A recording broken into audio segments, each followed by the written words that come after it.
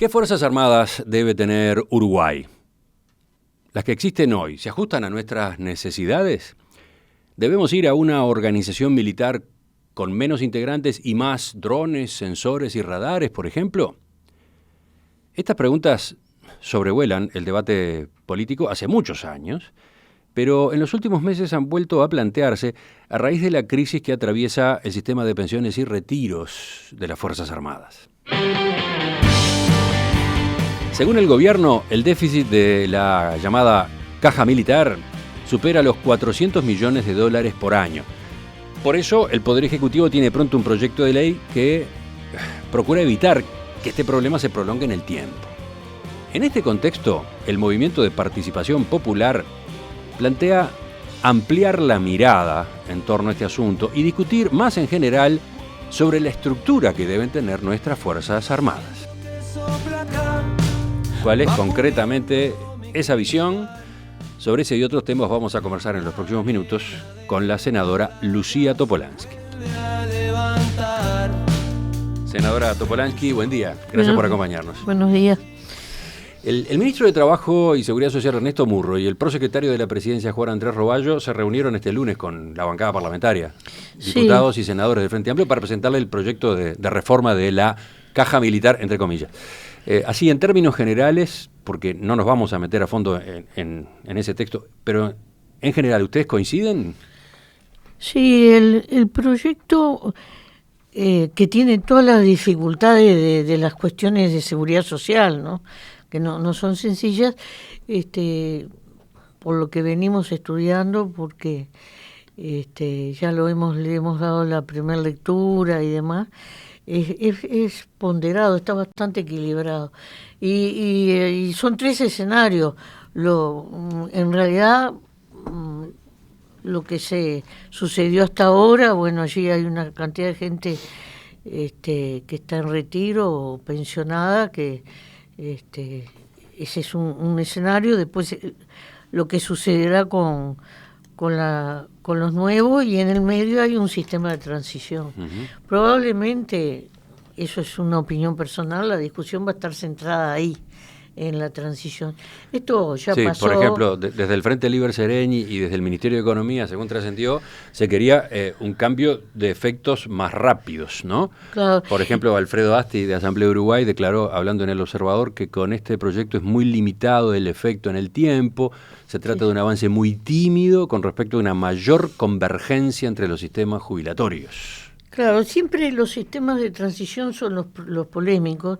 Esto pasó cuando se discutió la implantación del sistema de AFAP. Hemos aprendido, porque de esa implantación brusca, diríamos, que tuvimos, ahora tenemos la consecuencia de los cincuentones. Pero yo creo que la discusión va a estar centrada ahí, fundamentalmente. Pero el nuevo sistema, para que funcione, precisa en paralelo o posteriormente, pero sin mucha distancia, discutir realmente qué Fuerzas Armadas queremos. Ahí viene el planteo del MPP. Exactamente, porque... ¿Ustedes, una aclaración, han elaborado un proyecto para esa reforma? Nosotros no tenemos un proyecto elaborado. Estas son cosas que tienen un componente técnico importante, pero sabemos que hay en el Ministerio de Defensa y a nivel de gobierno, sabemos que hay compañeros que están en este trabajo. En síntesis, ¿qué es lo que ustedes sugieren? Bueno, nosotros como país debemos definir siglo XXI, qué dimensión deben tener nuestras Fuerzas Armadas, cada una de sus 3 armas, y dentro de las armas, como lo es la pirámide. ¿Y cómo se vincula eso con la reforma de la caja militar? Se vincula directamente, porque si a la altura de determinados grados, el ejemplo que siempre se pone son los grados de coroneles, yo tengo exceso de coroneles y la pirámide no converge, sino que es muy grande. Después yo voy a tener eso reflejado en el servicio de retiros, lógicamente, porque la gente inevitablemente llega a esa etapa. Entonces, yo tengo que saber que para las necesidades de mis Fuerzas Armadas preciso tantos capitanes, tantos de estos, es decir, ir viendo la pirámide. Obviamente que a comandante en jefe llega uno cada tanto. Es como en cualquier otra profesión, yo que sé, a grado 5, llega uno cada tanto. Pero nosotros tenemos que tener clara esa pirámide, porque eso nos previsionalmente nos va a dar el horizonte del costo que tiene ese servicio. ¿Y qué ha pasado con este servicio? Hay una cosa que es importante verla, que es esta. A la salida de la dictadura había unos 50.000 efectivos. Estoy hablando de oficialidad y tropa, ¿no? Y asimilados, porque tenemos todo el horizonte del hospital militar.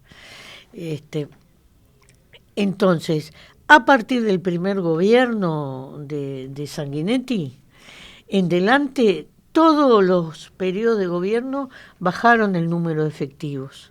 Es decir, el número de efectivos viene en una curva descendente. Y eso hace que hoy nosotros tengamos unos 50.000 entre retirados y pensionistas contra 24.000 activos, lo cual que desde el punto de vista de cualquier servicio de seguridad de seguridad social es catastrófico, ¿no? Porque yo preciso, en la ecuación ideal son 4 activos por pasivo, pero para acercarme a eso estoy años luz. A diferencia de un cuerpo similar como es la policía, donde se produjo un fenómeno distinto, porque los efectivos policiales empezaron a crecer, sobre todo a partir de los gobiernos del Frente Amplio, hay mucho más cantidad de policías, pero hubo otro fenómeno que sí ese corresponde nítidamente a los gobiernos del Frente Amplio, que creció el salario. Entonces la caja policial tiene más aportantes de más monto, con más Montepío, diríamos. Entonces el déficit de la caja ha bajado muchísimo.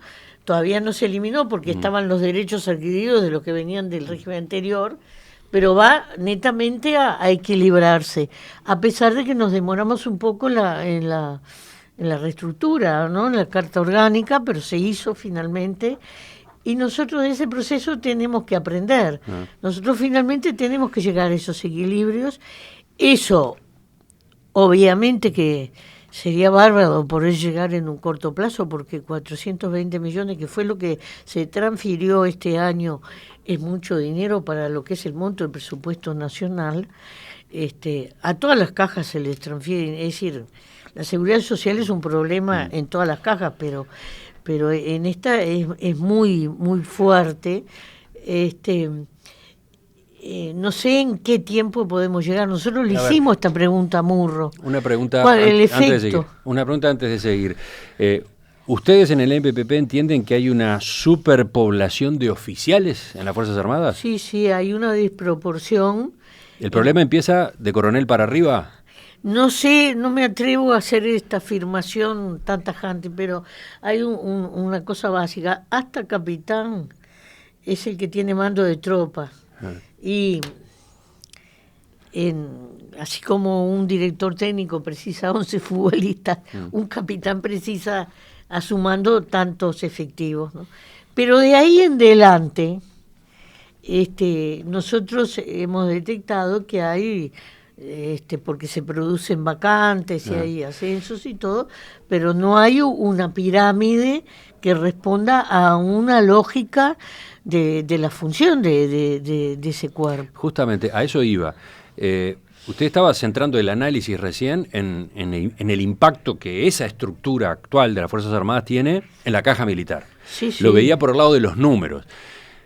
Pero mi pregunta es, ¿en realidad lo que hay es una inflación no justificada de oficiales en las Fuerzas Armadas? A ver, las Fuerzas Armadas que tenemos vienen con un diseño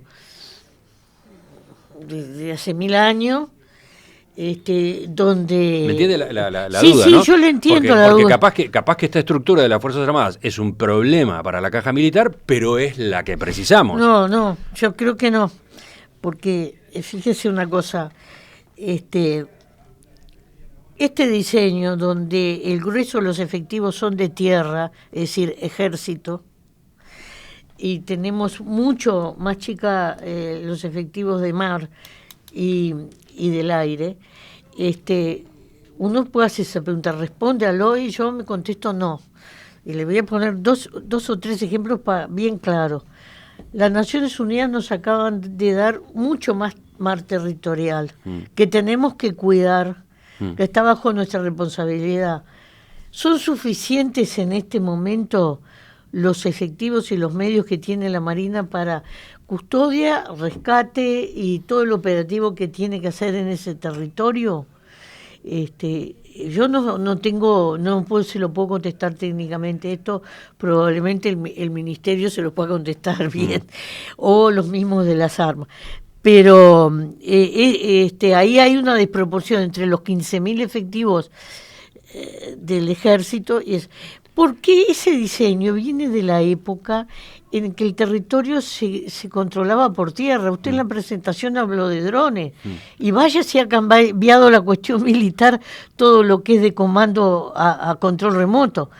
Entonces, a su vez la operativa de los radares, de control de los cielos, porque esto es control de soberanía, ¿no? Estamos hablando de soberanía. Entonces, si el diagnóstico es que, por ejemplo, tenemos más oficiales de los que precisamos, ¿cómo es que se ha demorado tanto en atacar este error o este defecto? No son cosas sencillas.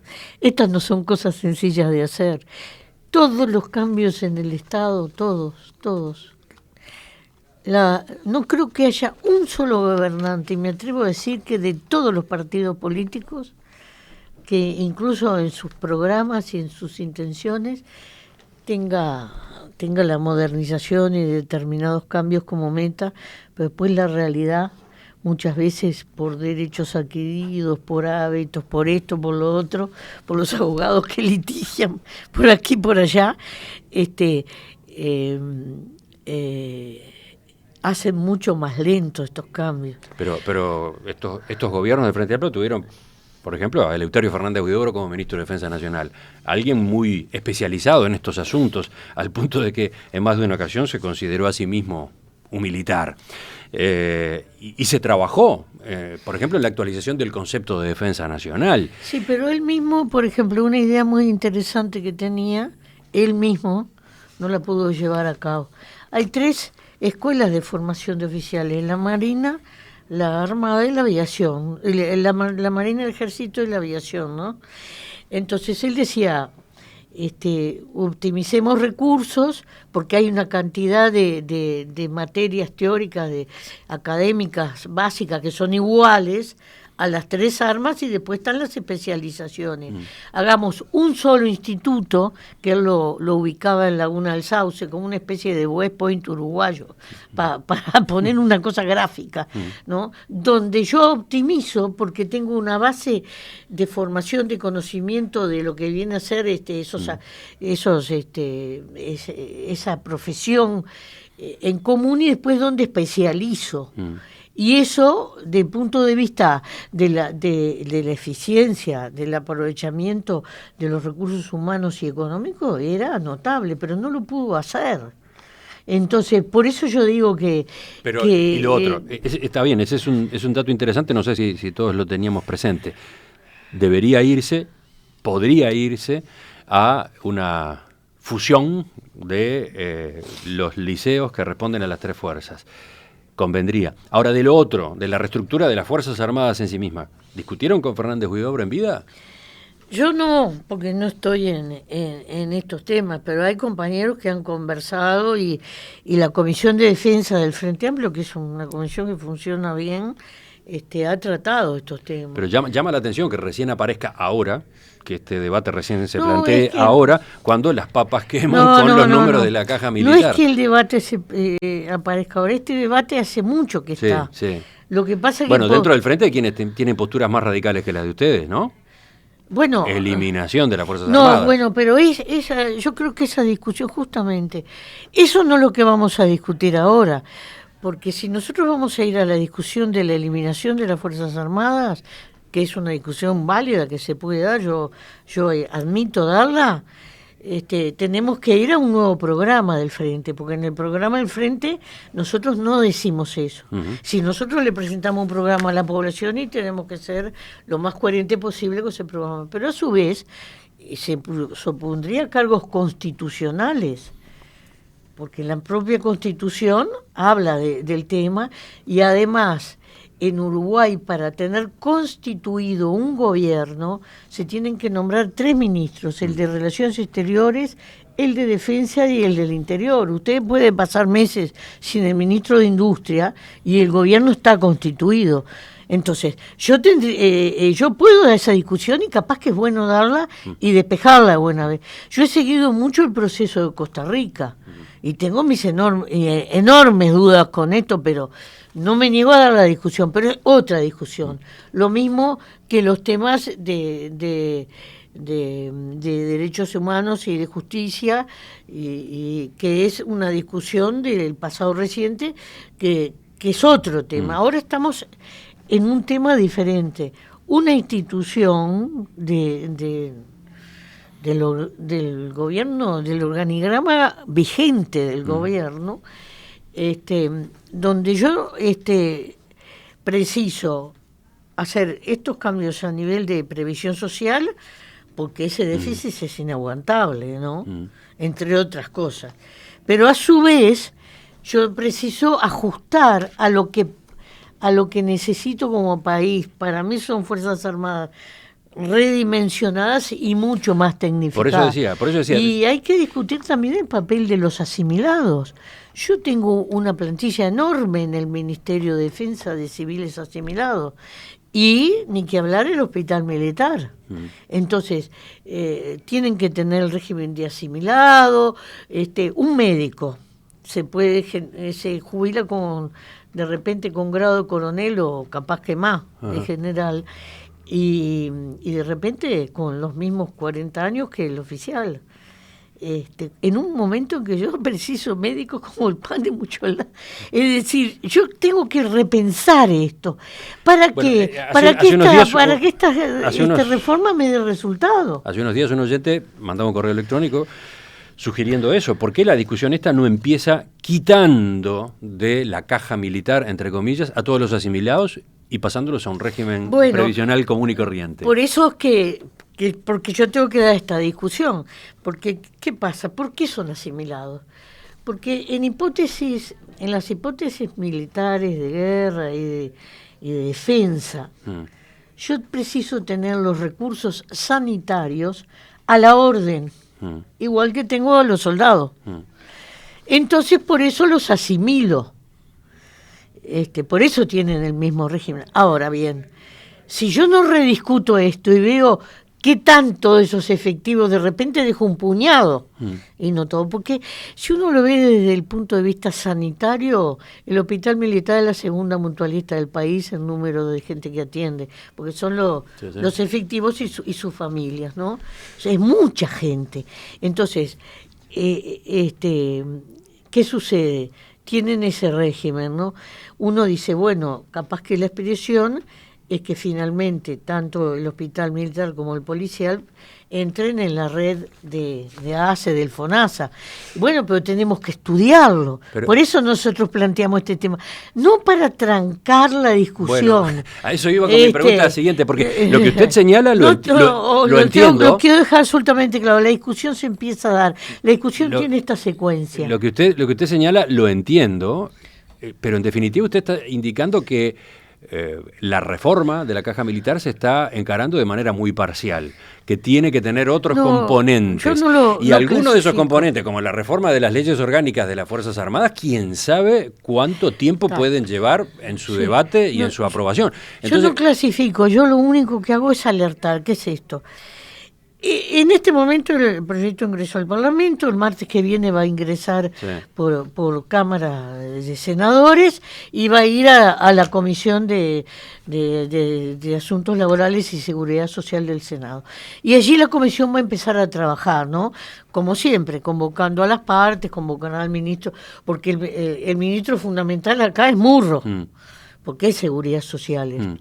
Muy bien. Y ese proyecto va a tener, nosotros quisiéramos que estuviera aprobado en el plazo más corto posible. Sí. Pero si nosotros no alertamos de que en paralelo tenemos que fogonear, apurar.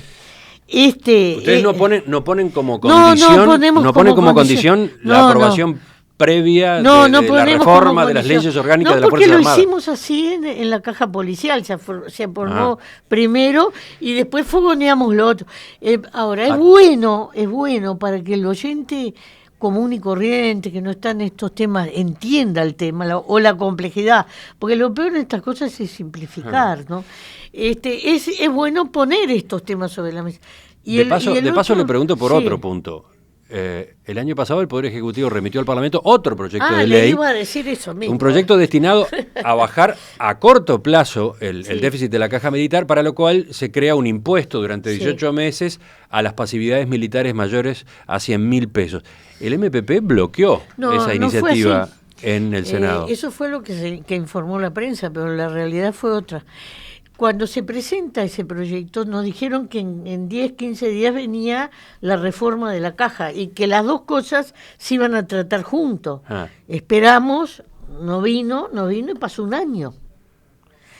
¿Por qué es bueno discutir las dos cosas juntas? Porque entonces abordamos la integralidad del tema. Pero mientras tanto se sigue perdiendo plata. Ahora volvió a ingresar. Continúa exigida. Volvió a ingresar el tema. Sí, pero eso era, en ese primer proyecto también era a término. El primer proyecto volvió a ingresar con una formulación diferente. En cuanto a los plazos son mayores. Y se va a aprobar, eso está en la Comisión de Hacienda, porque es un impuesto. Son dos cosas diferentes, pero se aprueban a la vez, son cosas que van juntas. Nosotros lo que señalamos es ese momento, porque lo había dicho el propio Poder Ejecutivo, lo que pasa es que el Poder Ejecutivo no nos cumplió después.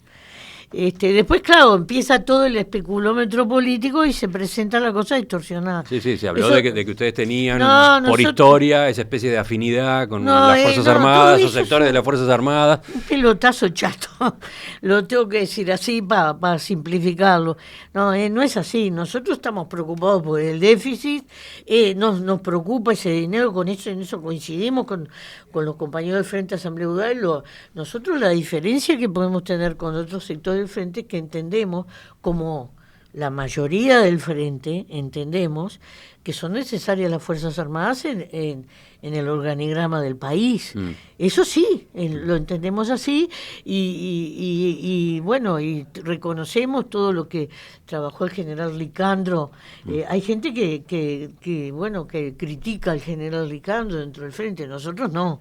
Para nosotros fue uno de los compañeros que aportó más. Usted está viendo a Constanza Moreira, ¿no? Le tengo gran respeto. Planteos de Constanza Moreira que usted no comparte. No, para nada. Es desconocer. Estoy en una fuerza política cuyo primer presidente fue un general. No me debo olvidar de eso. Senadora Topolansky, tengo comentarios de los oyentes a propósito de lo que veníamos charlando. Por ejemplo, Sergio pregunta, ¿no es medio al voleo esa reestructura de las Fuerzas Armadas de la que se habla desde el MPP? No ha aportado ningún dato técnico ni números para respaldar la propuesta. No, aporto. De los efectivos actuales, que son 24.800 por ahí, 15.000 son fuerzas de tierra. La pregunta para Sergio es, hoy, como usted mismo le decía en la presentación, con los drones, con la tecnología, con el desarrollo del mundo de las comunicaciones, ¿ese es la fuerza de las tres que tiene que tener más efectivo o debemos hacer otro tipo de distribución. Bueno, pero entonces podría pasar que se fortaleciera la Armada, se fortaleciera la Fuerza Aérea y entonces no ganáramos mucho desde el punto de vista de los números. Bueno, pero yo los números, lo dije, no soy técnico y no los tengo y no voy a talentear, pero hay gente que está estudiando esto. Lo que sí puedo afirmar es que con este diseño vamos a tener problemas, porque reproducimos un diseño que corresponde. Porque pero ¿cómo estamos seguros de que cuando discutimos la ley de defensa, que fue unánime en el país y fue pública la discusión, quedó pendiente esto y no se hizo? Pero usted tiene la certeza de que la reestructura desde el punto de vista funcional va a impactar positivamente además en la caja militar. Yo pienso que sí, porque si la pirámide funcional representa realmente, la estructura de mandos representa realmente lo que necesitamos, no vamos a tener de repente en funciones administrativas un coronel que después se me jubila como teniente general, como general o como lo que sea. Vamos a tener un coronel efectivo con su estructura de mando hacia abajo. Para terminar, senadora Topolansky, quiero preguntarle por otro tema. Decía una entrevista publicada ayer por el semanario Búsqueda al ministro de Economía, Danilo Astori. Allí Astori reconoció que el adelantamiento de la campaña electoral, que culminó con la victoria de Tabaré Vázquez en 2014, y problemas en la gestión de las empresas públicas durante la administración de José Mujica, contribuyeron a que el anterior gobierno culminara con un déficit fiscal en ascenso. ¿Cómo vio esto? Me han hablado, yo no leí esa entrevista de Búsqueda. Le leo un párrafo. Muchas veces, queriendo obtener ventajas desde el punto de vista político, electoral, partidario, sectorial o personal, se toman decisiones que perjudican al país y particularmente en el terreno fiscal. La historia de la vinculación entre evolución de cuentas públicas y desarrollo de los tiempos electorales nos exime de comentarios. Es tremendo, dijo Astori. Bueno, no sé si Danilo hace esos comentarios con un sentido autocrítico, porque él fue parte importante de los dos periodos anteriores, o en qué marco las hace. Le preguntan sobre eso, dice que su situación institucional como vicepresidente de la República no era lo ideal para impulsar transformaciones en las empresas públicas. Dice, obviamente opinaba incluso públicamente acerca de lo que creía al respecto. Recuérdese que tuvimos discrepancias con el presidente de la República que fueron parte del debate público en el plano impositivo y también en cuanto a algunas empresas. Nosotros, con los que estaban en el Ministerio de Economía incluidos, advertimos sobre el efecto negativo que luego se verificó del manejo que tenían algunas empresas. Esas advertencias, sin embargo, no se tradujeron en medidas concretas por parte de quienes tenían la posibilidad de tomarlas. Está bien, yo públicamente no voy a polemizar con Astori, que es un compañero del que respeto, aunque pueda en algunas cosas discrepar con él. El Frente Amplio es unidad en la diversidad. Cuando después la fuerza política decide algo, si yo estoy en minoría, defiendo lo que se decidió, aunque pueda dejar sentada mi posición, ¿no? Creo que eso hace a la democracia interna que tiene este grupo. Pero si él lo hace en un sentido autocrítico, y bueno, será su visión del tema, pero no, yo no voy a polemizar. Parece trasladarle una buena parte de la responsabilidad al sector del propio presidente Mujica, ¿no? Sí, es notorio, pero en todo caso nosotros vamos a llevar esta discusión a la mesa política, a los organismos internos. No es algo que debamos...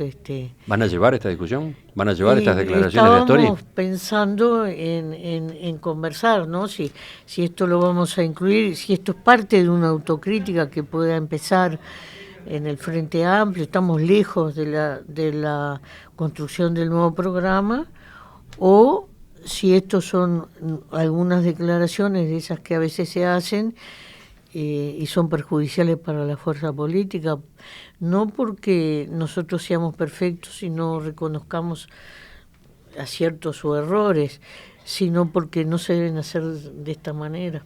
¿Van a llevar un planteo a la mesa política del Frente Amplio? No estuve ayer en la reunión del Comité Ejecutivo por razones personales y no sé lo que se resolvió, pero el tema estaba para conversarlo, pero no es un tema que nosotros podamos empezar con un ping-pong, porque me parece que no le sirve ni al gobierno, ni al propio Danilo, ni a la fuerza política, ni a nosotros.